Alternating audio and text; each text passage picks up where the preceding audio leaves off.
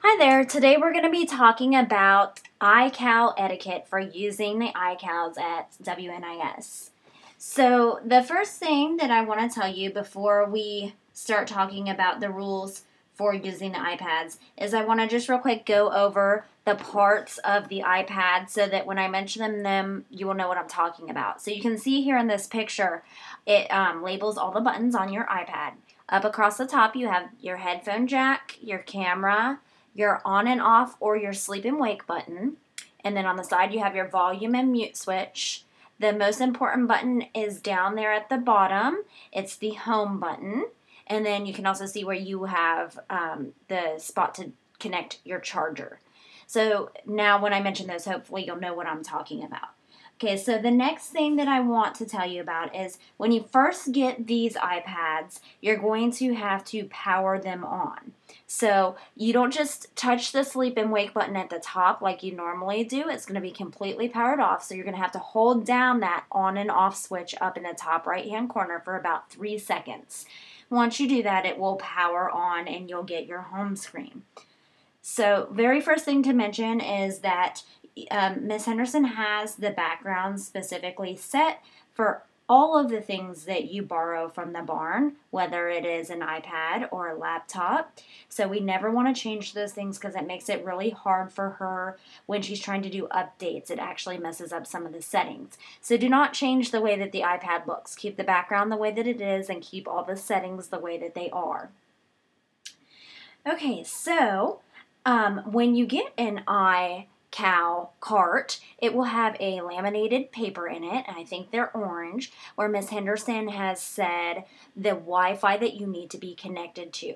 So if some reason the iPad should already be connected to the internet, and you can see up in the top left-hand corner, it looks like a little fan. If those bars are lit up, it's connected to the internet. But if for some reason it is not, the way that you connect to the internet is by going to your settings cogwheel button.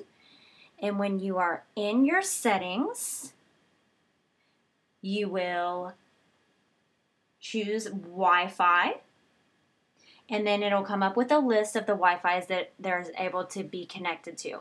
At our school, we have 2 of them. There's the SR Wi-Fi and SR Connected. That paper that she has on the cart will tell you which one that you need to be connected to. So you would just click that one. You can see here mine's connected to Nelson's only. So if for some reason your internet is not on, that's how you do it. You go into settings, Wi-Fi, and choose the correct Wi-Fi network. All right, so once you have that done, you're ready to use your iPad. You can go on to Safari to search the internet, or you can use any of the apps that are already on there. Once you finish using the iPad, there's a couple things that you need to do, just etiquette to make sure that it's ready for the next person.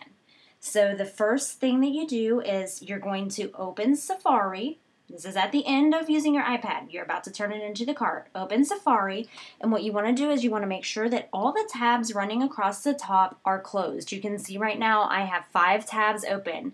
4 of them say Think Central, and 1 of them says Cannot Open Page. We want to make sure that we close all of those except for the very last one can stay open. You do that by clicking that X up in the circle next to the tab. So I want to close all of these because leaving them open slows it down. All right, so once you have all of those closed, there will be 1 left open. You can't close that last one. After you do that, you want to double click your home button. It's going to show you all the programs that you have used in your session or have had open. Just like having a lot of tabs open on Safari slows down your iPad, having all these running in the background also slows down the iPad. So we want to make sure that we close these. The way that you do that is you just swipe it up with your finger. And a little tip is you can swipe up more than 1 at a time. Like you can use 3 fingers and you can swipe all these up to get rid of them all at once. And that closes that really easy. So we want to close all of these things that are running in the background. I'm going to leave this picture of the iPad open one more time just because I want to explain one more thing. But you want to close all of those down. So that's the second thing to do. So just review. Close all your tabs on Safari. Then close all the programs that are running in the background by double-clicking your home button.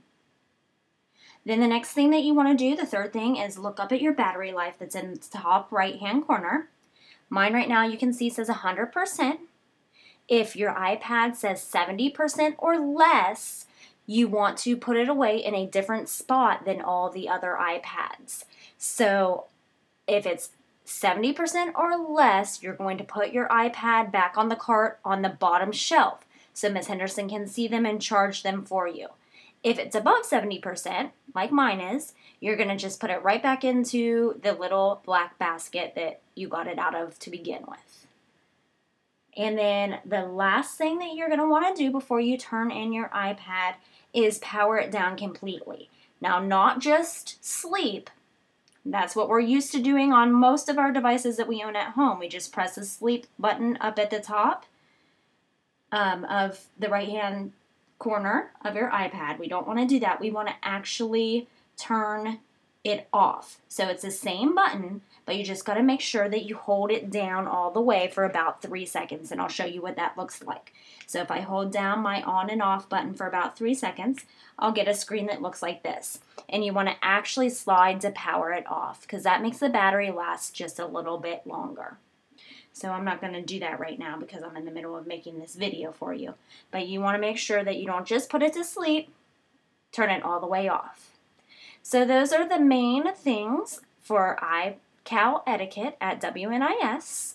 And we love having these iPads, so please help us to take care of them and make them ready for the next people. All right, thank you. Have a great day.